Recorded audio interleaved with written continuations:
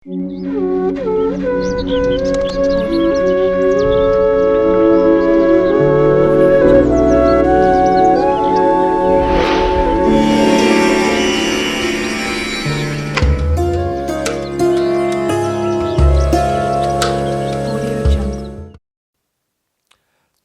వారికి నూతన ఆంగ్ల సంవత్సర ప్రారంభకాల సమయంలో జనవరి నెలలో ఎలా ఉండబోతుందో ఈ వీడియోలో సవివరంగా సంపూర్ణంగా తెలుసుకుందాం.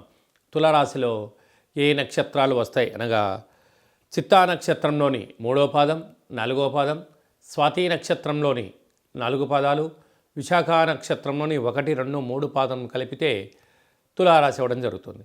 చాలామందికి పుట్టినటువంటి కాల సమయంలో డేటా బర్త్లు లేనటువంటి కారణం వలన పేరు యొక్క మొదటి అక్షరాన్ని అనుసరిస్తూ ఆ రాశిని తెలుసుకునే ప్రయత్నం చేద్దాం. రా, రీ, శ్రీ, రు, రే, రో, తా, తి, తు, తే అక్షరాల వారతుల తులారాశి జాతకులే. తులారాశి యొక్క అధిపతి శుక్ర భగవానుడు.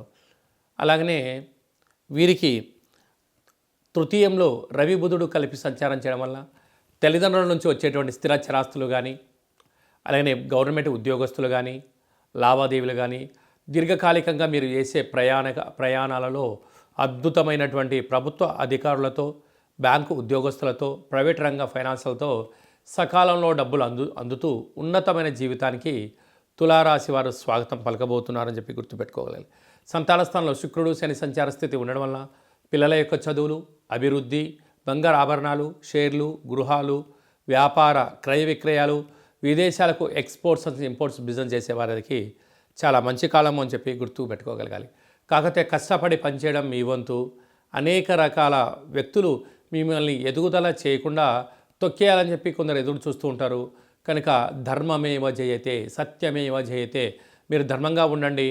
వారు తాత్కాలికంగా మాత్రమే మిమ్మల్ని ఆపగలరు.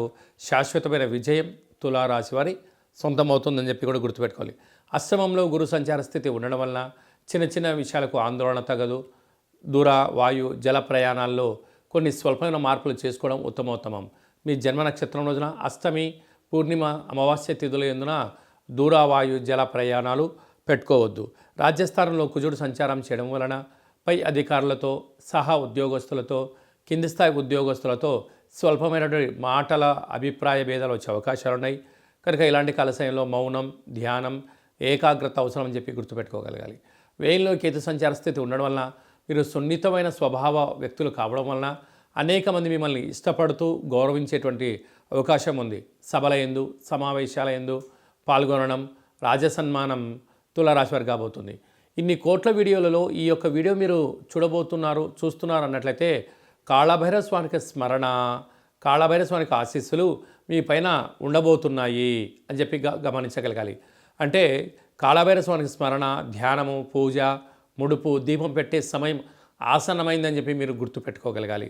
కలియుగ కాలంలో నరదృష్టిని, శత్రు ప్రభావాల్ని తొలగింపజేసే ఏకైక శక్తే కాళభైరవ స్వామి వారు.